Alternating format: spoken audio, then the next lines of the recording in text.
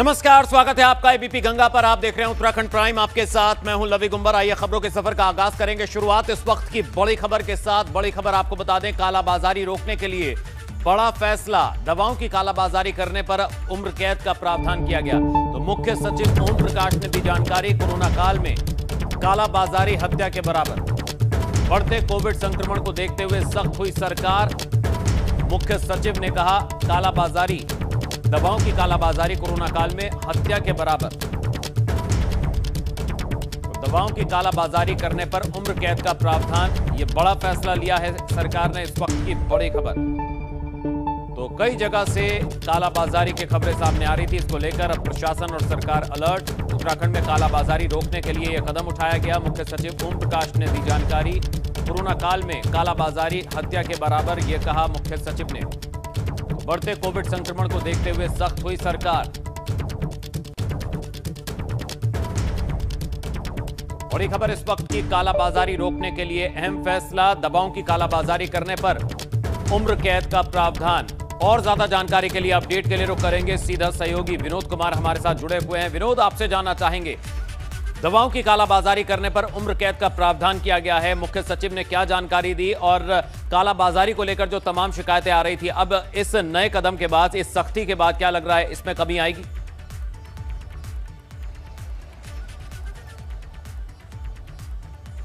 जी लवी, देखिए, वैसे तो कालाबाजारी को लेकर आजीवन कारावास का पहले से ही इस नियम का प्रावधान है, लेकिन अब कोविड काल को देखते हुए एक तरफ जहां उत्तराखंड में कोविड के केस बढ़ रहे हैं, मौतें बढ़ रही हैं, तो वहीं दूसरी ओर दवाइयों की कालाबाजारी भी चरम सीमा पर है। कई ऐसे गिरोह हैं जिनके माध्यम से दवाइयों की खरीद फरोख्त चल रही है। अगर 1000 की दवाई है तो करीब 5000 रुपये में उसको बेचा जा रहा है। तो कई ऐसे गिरोह पर भी पुलिस की सख्ती बढ़ती जा रही है। और ऐसे में अब मुख्य सचिव ने जो जानकारी दी है कि अब जो भी कालाबाजारी में जिस लोगों पर, यानी जिस गिरोह पर दोष साबित पुलिस के माध्यम से होगा, उन पर अब आजीवन कारावास की सजा की प्रावधान रखा गया है। और ये भी बता दें कि इस आजीवन कारावास के प्रावधान को अब जरूर प्रमुखता इसलिए दी जा रही है क्योंकि कालाबाजारी रोकने का सबसे पहला उद्देश्य राज्य सरकार का है। क्योंकि अब बढ़ती कालाबाजारी चरम सीमा पर है और एक तरफ जहां कोरोना संक्रमण लोगों की मुसीबतें बढ़ा रहा है, तो वहीं कालाबाजारी भी अब उत्तराखंड में चरम सीमा पर है। मुख्य सचिव ओम प्रकाश की ओर से यह भी बताया गया है कि कालाबाजारी करना हत्या के मुकदमे के बराबर है, जिसके चलते अब इस कोविड काल में जो भी लोग, जिन लोगों पर दोष साबित होगा, उसको आजीवन कारावास की सजा दी जाएगी। तो एक बड़ा फैसला सरकार का भी है कि कोविड के बढ़ते मामलों को लेकर, कोविड के कारण जो मौतें उत्तराखंड में हो रही है, पहाड़ से लेकर मैदान तक कोविड अपना कहर बरपा रहा है, उस पर विराम लगे। ऐसे ही राज्य सरकार की ओर से यह बड़ा फैसला लिया गया है कि जो भी कालाबाजारी में दोष साबित जिन पर होगा, निश्चित तौर पर विनोद, आजीवन कारावास ये बड़ा प्रावधान, बड़ा फैसला लिया गया। लेकिन अब तक जो कालाबाजारी करने वाले आरोपी पकड़े गए हैं, उनके खिलाफ क्या कदम उठाए जा रहे हैं, क्या सख्ती बढ़ती गई है, और ये जो प्रावधान अभी किया गया, क्या उनके खिलाफ भी यही एक्शन लिया जाएगा? क्योंकि कालाबाजारी लगातार जो है वो सामने आ रहे हैं, इस तरह के मामले, और आपदा को अवसर में तब्दील करने वाले जो हैं लगातार सक्रिय थे। और कई एक्सक्लूसिव रिपोर्ट्स एबीपी गंगा ने भी दिखाई, जहां पर कई वीडियो सामने आए। बिल्कुल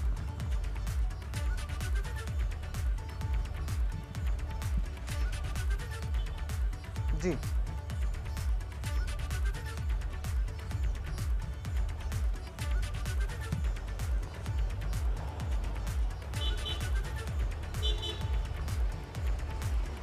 जी विनोद, क्या आपको आवाज मिल पा रही है?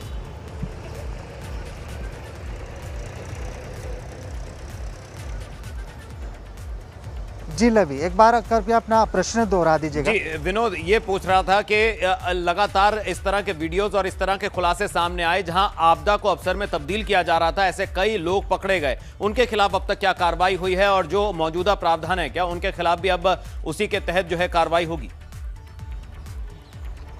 जी जी जी लवी, देखिए, पहले राज्य सरकार की ओर से जो भी कालाबाजारी में संलिप्त लोग पाए जा रहे थे, जिन लोगों की भी गिरफ्तारी पुलिस नोडल अधिकारियों के माध्यम से की गई है, उनमें आपदा प्रबंधन विभाग की तरफ से जो भी एक्ट के अनुसार जो कार्रवाई थी उसको दर्शाया गया है, यानी उन पर कार्रवाई हुई है। लेकिन अब बढ़ते कालाबाजारी को लेकर इस प्रावधान को प्रमुखता दी जा रही है कि जो भी कालाबाजारी में संलिप्त पाया जाएगा, जो भी गिरोह की संलिप्तता ऐसे कालाबाजारी में होगी, उस पर अब आजीवन कारावास की सजा दी जाएगी। क्योंकि अब लगातार कोविड के मामले बढ़ रहे हैं, मौत के आंकड़े बढ़ रहे हैं और सरकार के सामने ये चुनौती है कि आखिरकार इस बढ़ते संक्रमण पर किस तरीके से विराम लगाए। लगातार राज्य सरकार की ओर से बैठकों का क्रम जारी है। नोडल अफसर, कई ऐसे 1 दर्जन से ज़्यादा नोडल अफसर हैं, चाहे वो दवाइयों की खरीद फरोख्त हो, कालाबाजारी हो, हॉस्पिटल की देखरेख हो, मेडिकल की देखरेख हो, तमाम अलग अलग शासन के अधिकारियों को नोडल अफसर बनाया गया है। और ये पाबंदी और ये एक जो बड़ा निर्णय है वो इस वजह से ही है कि अब लगातार एक छोटा सा राज्य है उत्तराखंड और करीब 13 जिले इसमें हैं। तो इस बात से आप अंदाजा लगाएं कि 13 जिलों के इस छोटे से उत्तराखंड राज्य में बड़ी संख्या में कोविड के मामले आ रहे हैं। लगातार मौत के आंकड़े बढ़ रहे हैं और राजधानी देहरादून सबसे बड़ा प्रभावित जिला है। दिल्ली, मुंबई और उसके बाद में लखनऊ की अगर बात करें, उत्तर प्रदेश की राजधानी लखनऊ है और ठीक उसके बाद में उत्तराखंड की राजधानी देहरादून ऐसा जिला है, राजधानी है जो सबसे ज़्यादा प्रभावित कोविड के कारण है, कोविड से होने वाली मौतों के कारण है। तो यही वजह है कि कालाबाजारी से लोगों को निजात मिले, कोविड के बढ़ते मामलों से निजात मिले और कैसे कंट्रोल कोरोना उत्तराखंड में हो, इसको लेकर राज्य सरकार के सामने सबसे बड़ी चुनौती है। विनोद, आप बने रहिए हमारे साथ, हम आगे भी आपसे बातचीत जारी रखेंगे। फिलहाल अपने दर्शकों को एक और अहम खबर बता दें। मुख्यमंत्री तीरथ सिंह रावत ने आज केंद्रीय स्वास्थ्य मंत्री डॉक्टर हर्षवर्धन से वीडियो कॉन्फ्रेंसिंग कर कोविड-19 और वैक्सीनेशन के संबंध में तमाम जानकारियां दी। इसके अलावा उत्तराखंड को 60 मीट्रिक टन ऑक्सीजन का आवंटन झारखंड और पश्चिम बंगाल से किया गया है। इसके अलावा काशीपुर, रुड़की, देहरादून में ऑक्सीजन प्लांट स्थापित किया जाएगा। मुख्यमंत्री ने केंद्र से oxygen concentrator, pulse oximeter, 10,000 oxygen D type cylinder देने का आग्रह भी किया। मुख्यमंत्री ने राज्य के तमाम हालातों से स्वास्थ्य मंत्री को अवगत कराया। विनोद हमारे सहयोगी लगातार हमारे साथ बने हुए हैं देहरादून से। विनोद, आज मुख्यमंत्री ने बैठक वर्चुअली माध्यम से जो है स्वास्थ्य मंत्री के साथ बैठक की है और प्रदेश में जो भी हालात हैं उससे उन्हें अवगत कराया। क्या मांग की गई है और किस तरह की परेशानियां जो हैं वो उत्तराखंड में आ रही हैं फिलहाल? जी जी जी लवी, देखिए, आज मुख्यमंत्री तीरथ सिंह रावत ने सचिवालय से केंद्रीय स्वास्थ्य मंत्री डॉक्टर हर्षवर्धन के साथ में वीडियो कॉन्फ्रेंसिंग की और राज्य में बढ़ते कोविड के मामलों को लेकर उन्होंने तमाम जानकारी दी है और जितनी भी दिक्कतें उत्तराखंड में आ रही है, यानी सबसे ज़्यादा अगर बड़ी दिक्कत है तो ऑक्सीजन की है। ऑक्सीजन के प्लांट स्थापित करने की बात भी मुख्यमंत्री ने स्वास्थ्य मंत्री से की है और उसके साथ साथ में एक बड़ी दिक्कतें उत्तराखंड में सबसे ज़्यादा आ रही है कि अगर अस्पताल में कोई भी मरीज जा रहा है, कोविड पेशेंट जा रहा है, तो उसको बेड की उपलब्धता नहीं हो पा रही है, जिस वजह से लगातार अलग अलग वो घूम रहा है। उसी कारण से लोगों की मौत भी बढ़ती जा रही है। बहुत सी ऐसी मौत कई ऐसी हुई है कि जो रास्ते में हुई है, बेड की उपलब्धता ना हो, इस वजह से कई ऐसी मौत हो चुकी है। तमाम विवरण आज मुख्यमंत्री तीरथ सिंह रावत ने डॉक्टर हर्षवर्धन को दिया है और बढ़ते संक्रमण की तमाम जानकारी आज मुख्यमंत्री ने केंद्रीय स्वास्थ्य मंत्री से साझा की और लगातार जो भी राज्य सरकार की डिमांड है उनके समक्ष रखी है। और डॉक्टर हर्षवर्धन की तरफ से भी ये भी कहा गया है कि केंद्र की तरफ से जितनी भी मदद अब राज्य को मिलनी चाहिए वो भरपूर मिलेगी, लेकिन उससे ज़्यादा ठीक ये ध्यान रखना होगा कि जितने भी कोविड के मरीज अब उत्तराखंड में आ रहे हैं उनके लिए भरपूर एक व्यवस्था और सुविधा राज्य सरकार की तरफ से होनी चाहिए। और जैसे ही कोविड के पेशेंट जैसे बढ़ते जा रहे हैं, क्योंकि लगातार उत्तराखंड में कोविड के मरीज बढ़ते जा रहे हैं, मौत के आंकड़े बढ़ते जा रहे हैं, तो ऐसे में अस्पतालों में बेड की उपलब्धता नहीं है, ऑक्सीजन सिलेंडर की उपलब्धता नहीं है और ऐसे में ऑक्सीमीटर हो, दवाइयों की कालाबाजारी हो। तमाम इस पूरे विवरण से आज मुख्यमंत्री तीरथ सिंह रावत ने केंद्रीय मंत्री हर्षवर्धन को अवगत कराया है और उन्होंने भी केंद्र की तरफ से जितना भी सहयोग राज्य को मिलेगा उन्होंने भी अवगत मुख्यमंत्री को कराया है। जी विनोद, बहुत बहुत शुक्रिया आपका इस तमाम जानकारी के लिए हमारे साथ जुड़ने के लिए। तो ये थे हमारे सहयोगी देहरादून से विनोद कुमार जो अपडेट दे रहे थे आज अहम बैठक को लेकर जो मुख्यमंत्री ने केंद्रीय स्वास्थ्य मंत्री के साथ की और इसके साथ ही ये भी बताया कि प्रदेश में कहां-कहां ऑक्सीजन की सप्लाई जो है सुचारू रूप से हो रही है, साथ ही वैक्सीनेशन की जो डोज है उसकी कितनी मांग है और किस तरह की दिक्कतों का सामना किया जा रहा है, साथ ही और कौन कौन सी चीजें हैं और कौन कौन सी आवश्यकताएं हैं प्रदेश को ये भी बताएं। वहीं काशीपुर में राजकीय चिकित्सालय में कोविड वार्ड और वहां की स्थिति का निरीक्षण करने पहुंचे सूबे के शिक्षा मंत्री अरविंद पांडे चिकित्सालय के बाहर टीन शेड में जमीन पर तीमारदारों को देख भौचक्के के रह गए। उन्होंने तत्काल एसडीएम को लोगों के बैठने के लिए तख्त की व्यवस्था करने के निर्देश दिए। इसके बाद शिक्षा मंत्री ने राजकीय चिकित्सालय के कोविड वार्ड का निरीक्षण भी किया। उन्होंने एबीपी गंगा से बातचीत में कहा कि ये वक्त जीवन बचाने का वक्त है, खामियां निकालने का नहीं। उन्होंने कहा कि हमारी सरकार ने मरीजों के इलाज के लिए हर संभव व्यवस्था कर रही है। उन्होंने एसडीएम को आदेश दिया कि तीमारदारों को भटकना ना पड़े, उसकी समुचित व्यवस्था की जाए। ये जो वक्त है एक दूसरे के सहयोग के माध्यम से आम जनता का जीवन बचाने का वक्त है, ये खामियां निकालने का वक्त नहीं है। जो डॉक्टर्स हैं, स्टाफ हैं, पुलिस हैं, सरकारी महकमे के जो लोग हैं, इनका भी जीवन जितनी कीमत हमारे जीवन का उतना ही कीमत इनके जीवन का है। सबको मिलजुल कर एक दूसरे का सहयोगी बनकर जो पीड़ित लोग हैं, संक्रमित लोग हैं, उनको सही दिशा देने का और बचाने का वक्त है। मैंने आज राजकीय चिकित्सालय हमारा जो काशीपुर है, इसको आज मैंने देखा। जो मरीजों के साथ अटेंडेंट हैं उनसे मैंने बात की। उधर नैनीताल में युवाओं के वैक्सीनेशन कार्यक्रम के दौरान सोशल डिस्टेंसिंग की धज्जियां उड़ी। ड्यूटी पर लगी नर्स ने ही युवाओं को टोकन देने के नाम पर भीड़ लगा दी।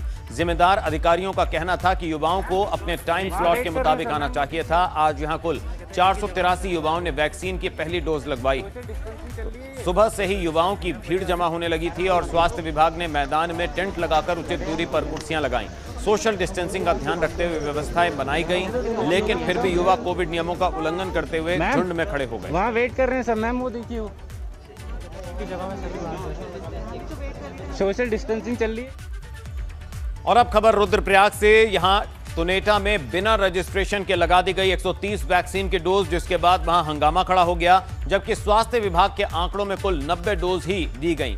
हम आपको बता दें कि रुद्रप्रयाग में 18 साल से ज्यादा उम्र वालों के लिए भी वैक्सीनेशन शुरू हो गया है, लेकिन रुद्रप्रयाग जिले में कई जगहों पर स्वास्थ्य विभाग की भारी लापरवाही देखने को मिल रही है। तुनेटा में स्वास्थ्य विभाग ने बिना रजिस्ट्रेशन और स्लॉट बुक कराए ही 130 लोगों को वैक्सीन की डोज लगा दी, जबकि जिन लोगों का रजिस्ट्रेशन हुआ था उन्हें वैक्सीन लगी ही नहीं।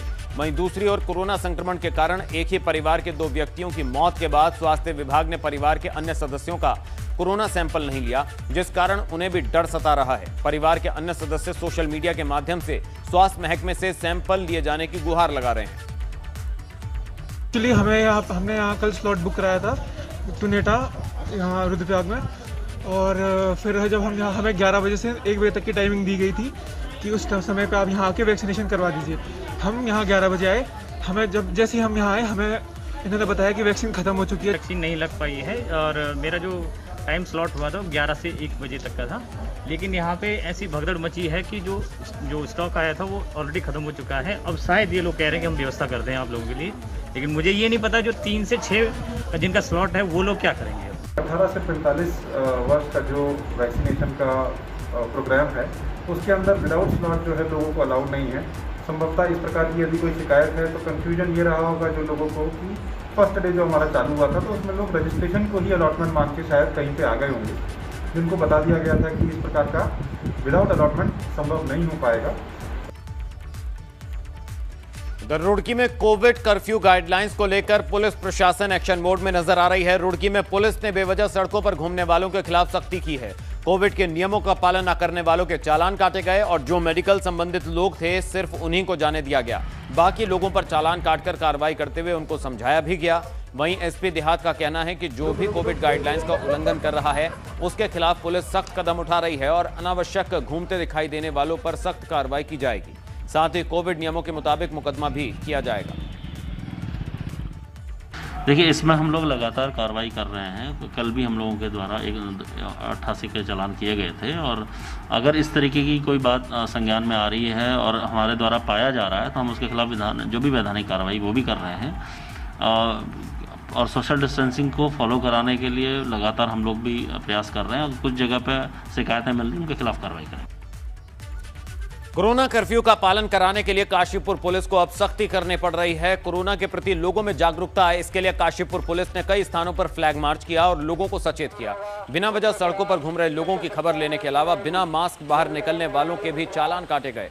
अपर पुलिस अधीक्षक प्रमोद कुमार ने कहा कि काशीपुर पुलिस लॉकडाउन का पालन करने वाले लोगों से अपील कर रही है कि बेवजह घूमने वालों पर सख्ती की जा रही है। देखिए, जैसा आपको पता है कि अभी जो मार्केट टाइमिंग है, हमारी जो सब्जी फल और की दुकानें हैं, उनका टाइमिंग 7 से 10 कर दिया गया है। इसी के संबंध में पब्लिक को आगाह करने के लिए हैं, और जो अनावश्यक रूप से ठेले हैं, दुकानें खुली हैं, तो उनके विरुद्ध कार्रवाई करने के लिए, उनको अवेयर करने के लिए ये काशीपुर पुलिस के द्वारा जो है फ्लैग मार्च किया गया था, जिसमें हमारे ASP SCO साहब जो हैं, कोतवाल साहब हैं, हमारे थाने की पुलिस है, चौकी की पुलिस है, CPU है, ट्रैफिक है, होमगार्ड और PRD, उन सबके द्वारा जो है इसमें पार्टिसिपेट किया गया है। वहीं कोविड-19 का संक्रमण अब तेजी से गांव की ओर बढ़ रहा है। कई गांवों में कोरोना संक्रमण की विस्फोटक स्थिति को देखते हुए तस्वीरें सामने आ रही हैं, जहां टिहरी में स्वास्थ्य विभाग की लापरवाही अब जिला मुख्यालय से सटे बुडोगी गांव के लोगों पर भारी पड़ रही है। वहां करीब 10 से 15 दिन से लोग बुखार से पीड़ित हैं, लेकिन अभी तक मेडिकल या प्रशासन की टीम इनकी सुध लेने नहीं पहुंची है और न ही वहां कोविड टेस्ट हो रहे हैं, न मेडिकल मदद पहुंचाई जा रही है। स्थानीय लोगों की माने तो अधिकारी फोन भी नहीं उठा रहे।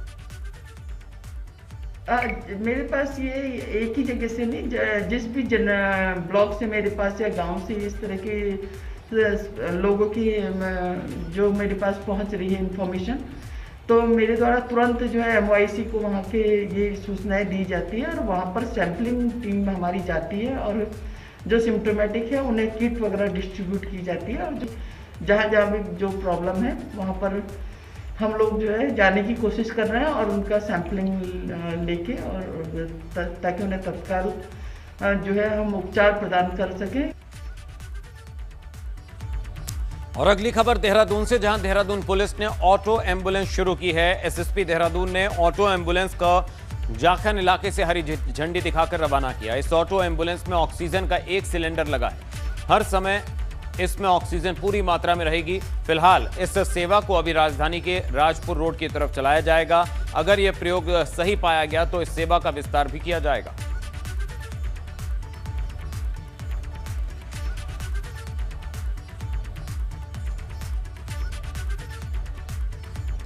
वहीं आपदा प्रभावित क्षेत्र देवप्रयाग के दौरे पर पहुंचे मुख्यमंत्री ने अधिकारियों को सख्त निर्देश दिया और लोगों की हर संभव मदद करने को कहा। दौरे पर CM तीरथ सिंह रावत के साथ 2 कैबिनेट मंत्री भी थे। आपदा प्रबंधन मंत्री धन सिंह और मंत्री सुबोध उनियाल भी दौरे पर पहुंचे। हम आपको बता दें कि देवप्रयाग में बादल फटने से भारी तबाही हुई है। मुख्यमंत्री ने प्रभावित लोगों से मुलाकात की और कहा कि हर संभव सहायता दी जाएगी। मुख्यमंत्री ने ग्राउंड जीरो पर पहुंचकर जायजा लिया और जिलाधिकारी को प्रभावितों को अनुमन्य सहायता जल्द से जल्द उपलब्ध कराने के निर्देश दिए हैं।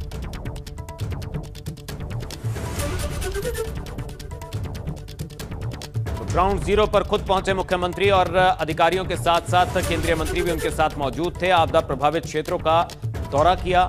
देवप्रयाग पहुंचे मुख्यमंत्री तीरथ सिंह रावत और अधिकारियों को प्रभावित लोगों की सहायता के निर्देश दिए। दरअसल देवप्रयाग में बादल फटने से भारी नुकसान हुआ है। बादल फटने से शांता नदी में आए उफान से नगर के शांति बाजार में तबाही आ गई। वहां ITI का 3 मंजिला भवन पूरी तरह ध्वस्त हो गया, जबकि शांता नदी से सटी 10 से अधिक दुकानें भी बह गईं। देवप्रयाग नगर से बस अड्डे की ओर जाने वाली सड़क और पुलिया भी बह गई। हालांकि राहत की बात यह रही कि कोरोना कर्फ्यू के चलते भारी जान का यहां पर कोई नुकसान नहीं हुआ। वहीं उत्तराखंड में पिछले कुछ दिनों से कुदरत अपना कहर बरपा रही है। एक तरफ महामारी तो दूसरी तरफ आपदाओं से प्रदेश में बुरा हाल है। आपको 3 अलग अलग तस्वीरें दिखाते हैं जिनसे आप अंदाजा लगा सकते हैं कि पहाड़ों पर कितना मुश्किल दौर है। एक तरफ कोरोना महामारी का दौर है तो वहीं प्राकृतिक आपदा से भी आम जनजीवन बुरी तरह से प्रभावित हुआ है। 3 तस्वीरें इस वक्त आपके सामने हैं। तो टिहरी में बादल फटा जिससे भारी नुकसान हुआ। रुद्रप्रयाग में भी बादल फटा था। 4 मई 2021 की तस्वीरें और 11 मई 2021 की तस्वीरें। तो क्यों फटता है बादल? बादल फटने का मतलब एक जगह पर बड़ी मात्रा में बारिश, 100 मिलीमीटर प्रति घंटे की रफ्तार से बारिश पड़े तो उसे बादल फटना कहा जाता है। पहाड़ी की तलहटी में मौजूद गर्म हवा पहाड़ों से टकराकर ऊपर उठती है। गर्म हवा ऊपर मौजूद बादलों से टकराती है। पानी की बूंदें भी हवा के साथ ऊपर उठने लगती हैं और बूंदें आपस में मिलकर बड़ी बूंदों में बदल जाती हैं तो संघनित हो जाता है, यानी बादल फटता है। कुछ सरकारी विभाग और उनके अधिकारी किस कदर भ्रष्ट हो सकते हैं, इसका एक छोटा सा उदाहरण देखना है तो हरिद्वार में राष्ट्रीय राजमार्ग पर सिंह द्वार पर देख लीजिए। यहां पर अपने वरिष्ठ अधिकारियों की बिना जानकारी के ही सरकारी संपत्तियों पर एक नाम सी स्वयंभू संस्था को बिना अवैध रूप से बिना लिखा पढ़ी के संचालन के लिए सौंप दिया गया। जिस व्यक्ति को करीब 1 किलोमीटर की नहर पटरी और सिंह द्वार फ्लाईओवर के नीचे का काम सौंदर्यकरण के नाम पर मनमानी करने के लिए दिया गया, वो व्यक्ति सरकारी जगहों पर अवैध निर्माण तो कर ही रहा था, बल्कि पीने के सरकारी हैंडपंप और नलकों तक पर अवैध रूप से कब्जा कर उन्हें आम जनता के लिए बंद कर दिया। जब हरिद्वार विकास प्राधिकरण के उपाध्यक्ष और मेला अधिकारी दीपक रावत ने वहां छापा मारा तो NH जल संस्थान और सिंचाई विभाग की मिलीभगत से चल रहे इस गोरखधंधे का पर्दाफाश हुआ।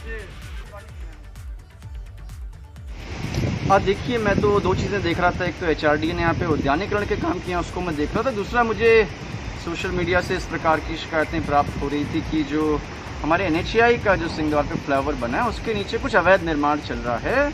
उस निर्माण की किसी प्रकार की कोई अनुमति कहीं से नहीं ली गई और ये भी मुझे बताया गया था कि मौके पर जो सरकारी हमारा वहाँ पे हैंडपम्प है जो पब्लिक के लिए बना है उस पर भी किसी ने कब्जा कर दिया है। तो मौके पे आने पे ये शिकायतें सही पाई गई और जो 2 सरकारी गेट थे उन पे भी ताला मिला, अवैध निर्माण भी मिला और पानी के पंप पे भी कब्जा मिला। अब ये निश्चित रूप से ये सब सेवाएं पब्लिक के लिए हैं। जो भी उसमें नाराजगी थी कमरे को लेके थी, वो कमरे के बारे में उनको बता दिया गया है। हाँ, मेरी जानकारी में है। मंदिर की बात हुई थी, मंदिर बना, प्लेटफार्म बना, मंदिर पूरा छतवत डाल के नहीं बना, एक कहानी है। दूसरी कहानी ये कि सिर्फ स्टोर की बात हुई थी, स्टोर बना, खेत में कोई परमिशन नहीं है, नहीं रखी जा सकती है। उन्होंने उस मूर्ति को अपने पिलर के बीच में स्थान दिया है, उनकी नॉलेज में है जो डायरेक्टर है। और इसी के साथ उत्तराखंड प्राइम में अभी बस इतना ही। ABP गंगा पर खबरें लगातार जारी हैं। आप रहिए ABP गंगा के साथ। ABP गंगा, खबर आपकी, जुबान आपकी।